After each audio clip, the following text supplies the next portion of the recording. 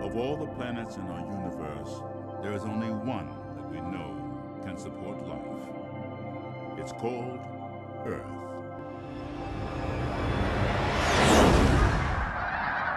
I saw the movie, and I fell in love with it. It's a great way to start the DisneyNature series, I think. Thank you. Good.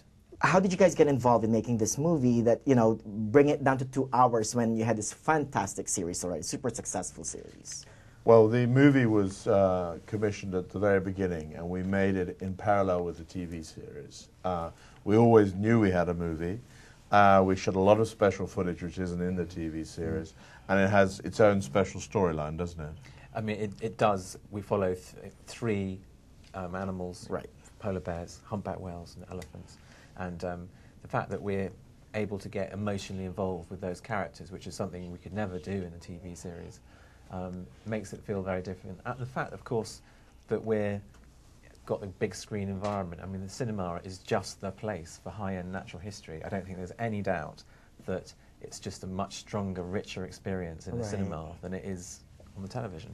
But still, she'll stay at home on these slopes and nurse the cubs until they find their footing. It's interesting you guys mentioned those 3 families. I mean, it's such a girl power thing. You have the polar bear mother, you have the elephant mother, and then you have the humpback whale mother, and all living in Mother Earth. Yeah. Yeah, I mean, obviously, the mother-child relationship is very engaging for the audience. There's some wonderfully cute interactions in that way. But also, you can't help, I think, as you watch the movie, thinking about your own children. And in a sense, if there is any message in the movie, it's, you know, this planet, Earth, you know, the preservation of this wonderful planet that we celebrate in the movie is for our own children. Right. You know, we've got to keep it safe for our own children. And that's why we quite liked having mothers and But children. it's a subtle resonance, which is what we were trying to do. This is not a overtly conservation movie. Right. It's just, and I don't think it needs to be. You know, you just show people what we've got, and that's most of the battle. In our changing world, every new generation is precious.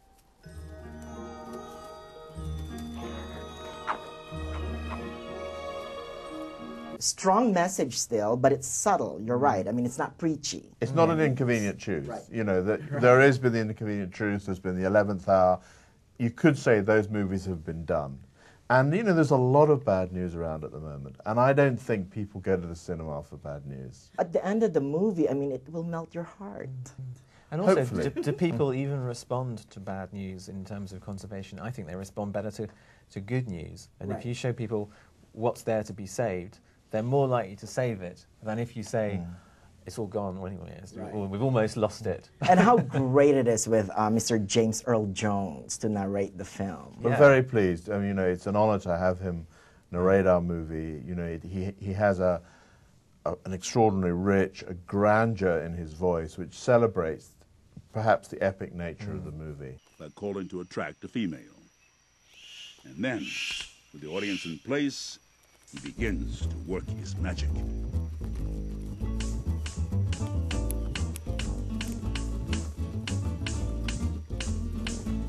What's the most challenging thing that you guys had experienced in making it? I mean, probably just filming the big major sequences, like for example, the polar bear. Alastair, would you say? Oh, that is very, very cold. This lovely sequence at the top of the movie when the tiny polar bear cubs emerge. You know, it looks nice and sunny. It was minus 35 degrees centigrade. You have to experience that to really know what that's like. I think working with the elephants, extraordinary dust storm when you thought the helicopter was going to crash. Yeah, I mean, again, it looks so easy for the camera crew when you're looking at the footage, but we were up there in a helicopter being thrashed about like this.